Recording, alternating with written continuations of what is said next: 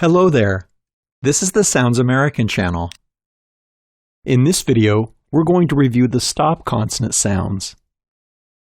Before we start, let's talk about what the consonant sounds are. Here's a definition from Sounds American. A consonant sound is a speech sound in which the airstream is at least partially blocked when leaving your mouth. For example, look at how the air is blocked by the tip of your tongue and flows around it when you make the ul sound, as in the word let. Now, on to the stop sounds. This is the second largest group of consonant sounds in American English. Why are they called the stop sounds?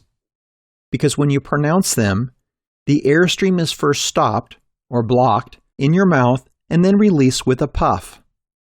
For example, the p sound, as in the word pie, is a stop consonant. P. Types of stop sounds. In this introduction to the stop consonants, we'll cover the basics. In our future videos, we'll talk about each stop sound in detail and provide practice exercises. There are 6 distinct stop sounds in American English. They differ by how and where you stop the air in your mouth. You can stop the air with your lips and make the p or b sounds, like in the words pie and buy. You can also stop the air with the tip of your tongue at the alveolar ridge. If you do so, you'll make the t or d sounds, like in the words ten and den. And finally, you can stop the air with the back of your tongue in your throat and make the k or g sounds, like in the words kite and guy. As you may have noticed, we like charts. Here's one for the stop sounds. See how all the stops are grouped in pairs? Once again, they are grouped by how and where you stop the air in your mouth. P, b, t, d, k, g. Voicing. The sounds in the right-hand column are pronounced with your voice. These are the voiced stop sounds. Listen. B, d, g. The sounds in the left-hand column are pronounced without adding your voice. They are called the voiceless stop sounds. Listen. P, t, k.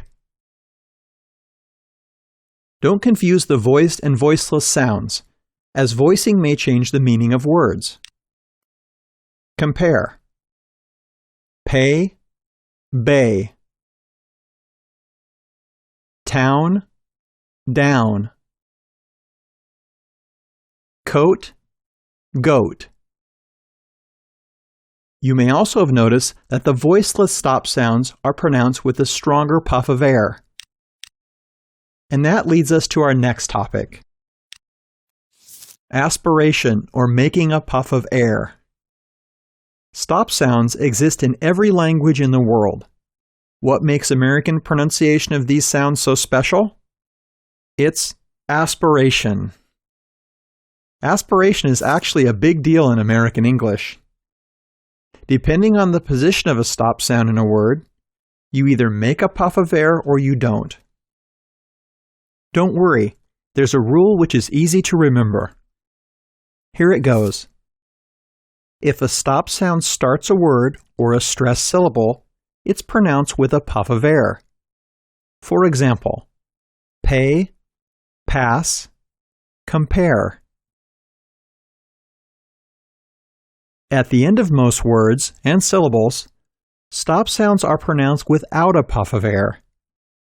For example, lap, sheep, update.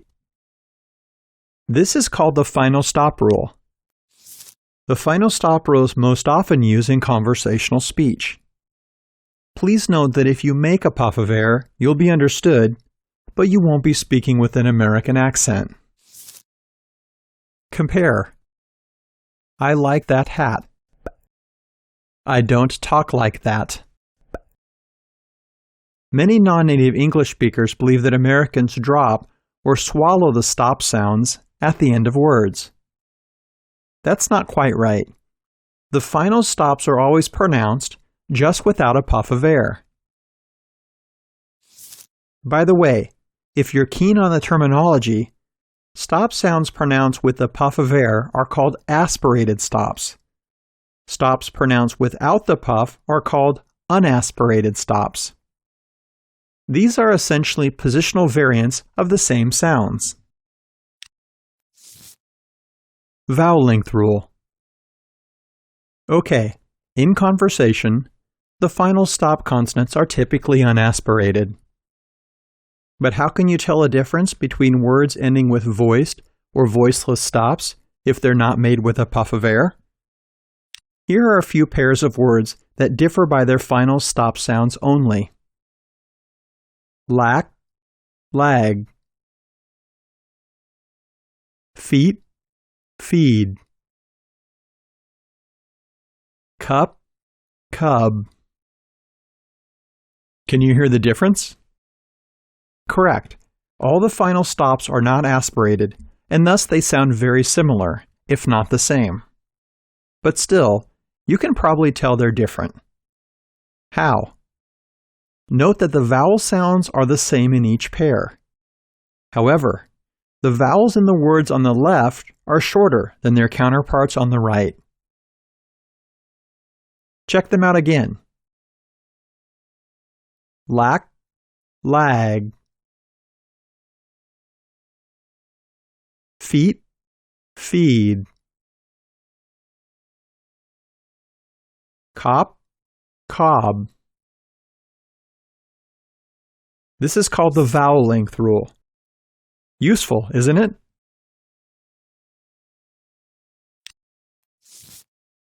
Positional variations. As you can see, there are many ways to pronounce the stop sounds. This is especially true for the t sound. Did you know there are two other ways to pronounce the American English t, which differs from British pronunciation? Let's start with the flap T sound, which is found in the word water. When the t occurs between voice sounds, it sounds more like a quick d. Water. This positional variation is called a flap T. Why does this happen? Because it's easier to continue voicing and turn your voiceless t into a fast-voiced d sound. Listen to some examples. City, meeting, bottle. Here's another positional variation of the t sound. Listen. Button. When the t is used before an unstressed syllable with the n sound, it's pronounced without a puff of air, and with a quick stop made in your throat. This positional variation is called a glottal T. For example, written, cotton, certain. Still with us? Remember, there's a pause button if you need it. There's just one more item left in this topic. Now listen attentively to these words. Winner, sandwich, Santa. Did you hear the t or d sounds pronounced? You're right, they were dropped. When the t or d sounds follow the nasal consonant n, they may be dropped. Winner. You don't necessarily need to follow this rule.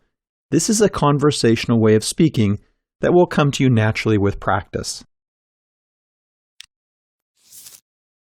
Now, let's recap what you've learned in this video. There are 6 stop sounds in American English.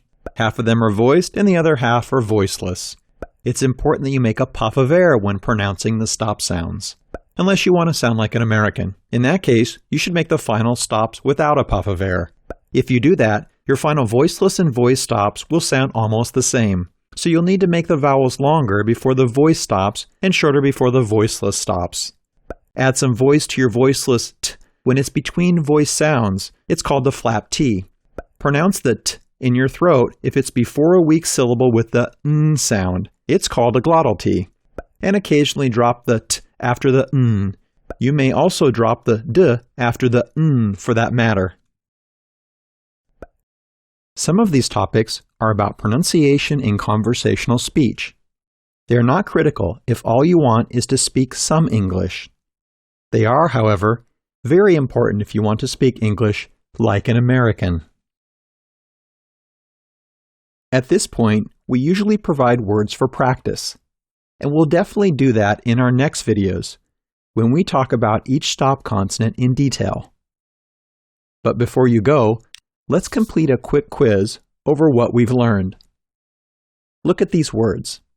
Can you recall the rules that apply to the sounds represented by the highlighted letters?